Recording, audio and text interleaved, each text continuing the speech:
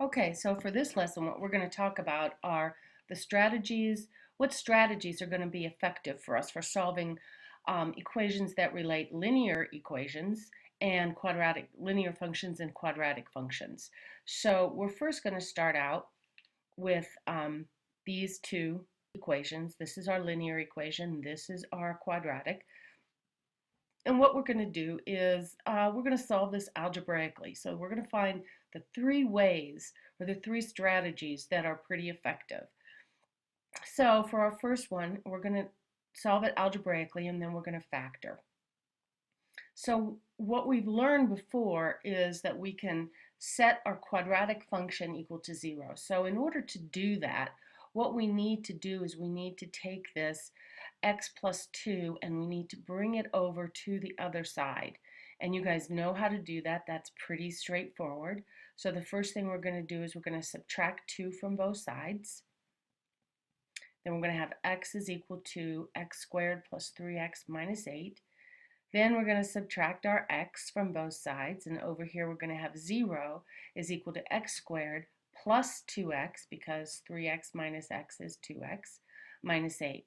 Now we're going to find factors of negative 8 that add up to positive 2. And I guess didn't pull that up far enough, but there are factors of negative 8 that add up to positive 2. And here are all my factors of negative 8, and the 4 and the 2 are the ones that I chose. Negative 4 plus 2 is negative 2, and we don't want the negative. So negative 2 plus 4 is positive 2, and that's the one that we want. All right, so then we're going to just put those factors, negative 2 and positive 4, so it's x minus 2, x plus 4, as our factors. And then we're going to set each factor equal to 0. And then we're going to solve for x. So x is either equal to 2 or x is equal to negative 4. So that's where these two lines, or this line and this quadratic function, are going to intersect. And that's how we would do it algebraically. All right, so let's go on to our graphing. So I'm just going to reveal this whole thing. So we're going to start out here. Hold on, with x plus 2, and we're going to graph this line, which I did right here. This is my x plus 2 line right here. And then I have x squared plus 3x minus 6, and I graphed that. And the way that I did that, since I can't factor this, you can do it a couple ways, but what I did was I found my axis of symmetry. And if you recall, that the axis of symmetry is the x coordinate of the vertex. So I did the opposite of b, which is the opposite of negative 3, or opposite of 3, sorry, and that's negative 3 over 2 times a. A is 1. So it's negative 1.5. So here's my 0, right? 1.5 is right here. Then I took that axis of symmetry, I substituted it back into my original equation, original quadratic function, and I found my y value. And that turned out to be negative 8.25, so it's right there. So one of the things, the other thing that I did was, okay, I found where x was 0, so I found the y-intercept. It's right here at y equal negative 6. And by symmetry, if you remember, hold on, there we go. By symmetry, we know that this axis of symmetry, let me see if I can do this. I don't know. See if it'll work.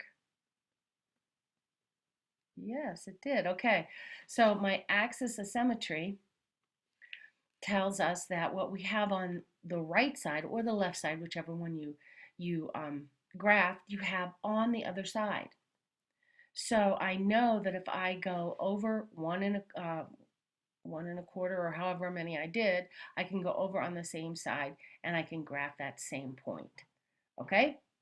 So I did that, and then I just drew my line as best I could, And I see right here that, oops, my line missed right there, that our intersecting points where these two things intersect are at -4, x equal -4, which is what we're looking for, and x equal 2. Okay, so that's graphing.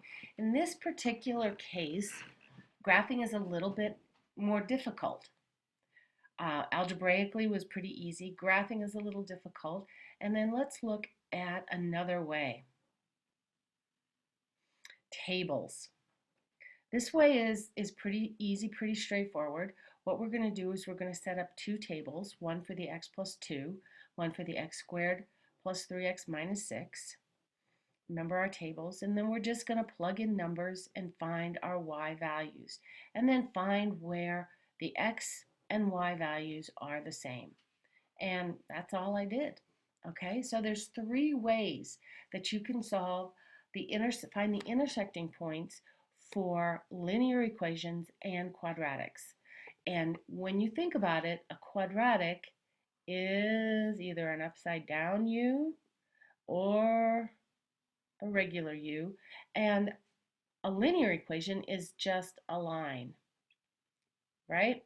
So 9 times out of 10, you're going to have two intersecting points. Now, I say 9 times out of 10 because what if you had, whoa, that's not a very good straight line. Oh, there we go. What if it just intersected right at the vertex? Okay, then you would have just one intersecting point. But we are looking for two intersecting points when we're working with these. Okay, so our strategies. Three ways to solve these equations. Algebraically, set everything equal to 0, so put everything onto one side and then factor. The next way is to do graphing, and you don't have to graph by hand. Graphing by hand is really useful, just gets you to understand, what the points represent, and that's important. But if you don't want to, use Desmos. Desmos works really well. And the last way is by using tables, and that's pretty easy and pretty straightforward. It's just the algebra that you have to do to put the numbers in. You pick an x value and solve it and get your y value. And that's that. All right, so on to the practice.